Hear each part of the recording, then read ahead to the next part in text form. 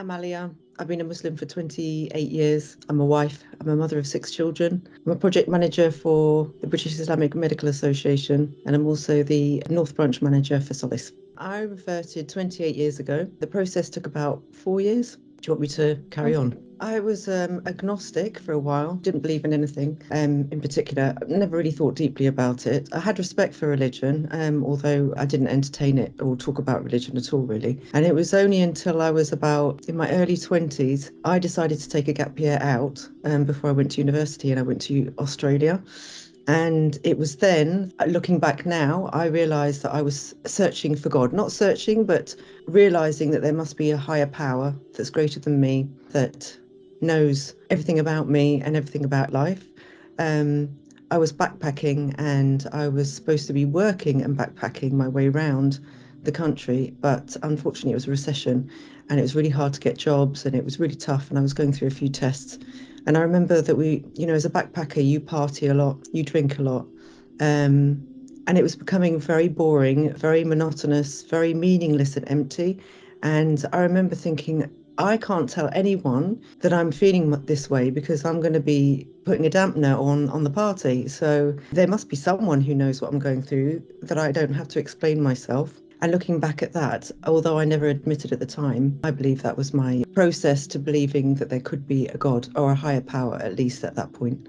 There is quite a long process for me. It took 4 years, but quite a few amazing things happened during those 4 years. And one of them was when I finally got to university, during a semester break, I decided to go home and visit my parents. And my mum said to me at that time, she said, what do you want for your birthday? And I said, I'm not being really funny, but I'd really like a Bible. And she thought it was a bit weird, but, cheap and cheerful, she'll get me one.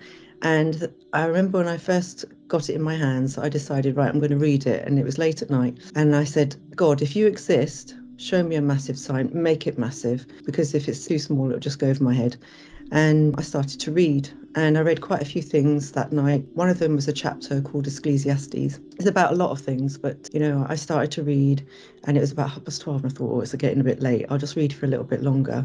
The one thing that sticks out in my mind in that chapter was a verse that said, time here on earth is not as important as the time here in the hereafter. It really made me sit up and think, oh wow, is there a life beyond this life, once you've gone? That resonated with me, and I thought, that's a different concept that I've not really thought about. So I carried on reading, and I thought, it's getting really late, and I just went to bed. In the morning, I noticed that my watch had stopped, but this is telling my age, it was Sunday. There's nothing open on a Sunday back then, so there's no jewellers to go and fix it or anything like that, so I just left it. As the day went on, I was living with a born-again Christian who came to me and said, I got you something for your birthday, and gave me a Bible. I didn't have the heart to tell her that I'd already had one before, from my mum. I just took it from her, and inside was an inscription, and she'd written that verse, time here on earth is not as important as the time here in the hereafter. And it was only then that I realised that massive big sign had actually been answered. If that's not a big sign to say that my watch had stopped and started again, and time here on earth is not as important as the time here in the after, I don't know what other sign is bigger than that. And it still took me a while for the penny to drop. That was amazing. And I just thought, oh, wow, okay. So I carried on my journey of sort of spirituality and soul searching and everything like that. And my born-again Christian friend asked me to go to church, and I didn't really want to go. It was a Sunday, obviously. I went. I decided that I haven't got anything else to do, I'll go. And I went into the room, and everyone was sitting in a semicircle, and they were starting to pray out loud. And although I don't find that embarrassing now, I did then, and I wanted to leave. But then this woman, she was behind me, and she just started to talk. And she said, there's only one that you can put your full trust in, and that's God. And in that moment, I can only describe it as being a pure, clean light lit up from the core of my heart, the whole of my body, and slammed shut again within a split second. And it was so powerful that I sat up and I looked around and I thought, did anyone else feel that? No one else had been affected except me. And to this day, that's a really powerful experience that I had. I knew it was from God, I knew that, but it was like I'd never realised until I had read a tafsir on a verse that had always made me a bit puzzled. I really didn't understand it. It was Surah Nur, verse 35, and it talks about his light and there being a lamp and then being inside glass and an olive tree and some oil and a light upon light. And I never understood that verse.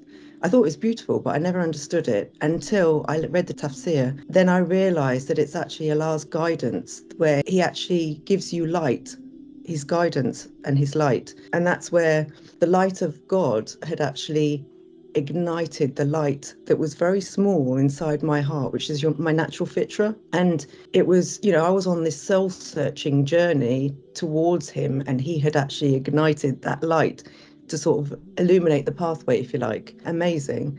And it wasn't until I'd finished my university degree and I went to Nottingham to do a master's degree that I met my first ever Muslim. I didn't even know it was a religion back then. We're talking about quite a few years ago. And it was only then that I realised that it was a religion. And I asked loads of questions. We just clicked, and I started asking loads of questions. I started debating with her. I was a bit of a feminist then, so it was like, I was asking loads and loads of questions. And it was after about 6 months period, I decided that I would take my shahada, and that's when I became a Muslim. When I first said that I was going to become a Muslim, I actually rang my mum and I let her know, and she rang me the night before to say good luck. She says she doesn't remember doing that, but she did. And then after that, I think they would think it was a phase. And unfortunately, it hasn't actually sat well with my parents, me becoming a Muslim. My dad tolerates it, but he almost disinherited me because I had changed so much, I think for the better, and he'll probably admit that it was for the better. But there's certain things that I couldn't do anymore. I couldn't do certain celebrations and traditions, and I think that's what caused him upset. And he doesn't like the hijab either, so it's always been a bit of an issue. I have a twin brother who was forever mocking me, but he doesn't do that anymore.